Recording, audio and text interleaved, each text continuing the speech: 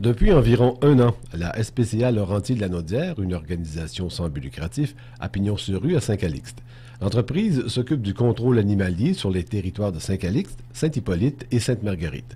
Comme partout ailleurs, les animaux sont soit abandonnés ou encore ils errent dans les municipalités. Pas ça, mais je peux te dire que moi, je reçois énormément d'animaux, de chiens qui ne sont pas réclamés. C'est épouvantable. Ici à Saint-Calixte, là, je peux te dire, là, c'est des tonnes qui sont pas réclamés. Contrairement aux autres villes que j'ai, à Saint-Hippolyte puis Sainte-Marguerite, les chiens sont quasiment à 99 % tout réclamés. Mais à Saint-Calixte, c'est bizarre, mais mes chiens sont pas réclamés. Quant aux animaux, des chats et des chiens, ils ont leur espace bien défini. À leur arrivée, les animaux, les chiens surtout, ont une période de quarantaine de 30 jours, question de ne pas contaminer les autres bêtes, et ce sont les employés qui contrôlent leur état de santé.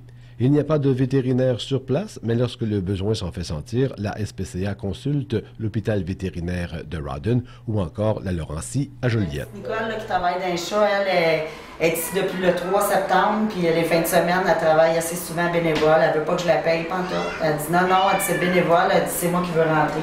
Porte et fenêtre La Croix, puis Bénisterie Jacob qui nous ont fait des emplacements pour les chats.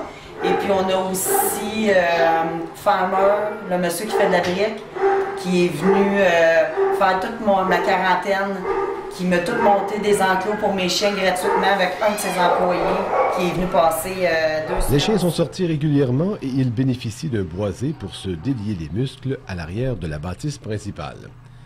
Dans un monde idéal, la SPCA de Saint-Calixte souhaiterait avoir son propre vétérinaire, offrir des services de stérilisation sur place, trouver des solutions pour les animaux errants, bref, augmenter les services à la population. La direction invite d'ailleurs les citoyens à se rendre sur place pour prendre des nouvelles et, qui sait, peut-être adopter un animal. Ici Jean Joubert à Saint-Calixte pour l'Express Montcalm.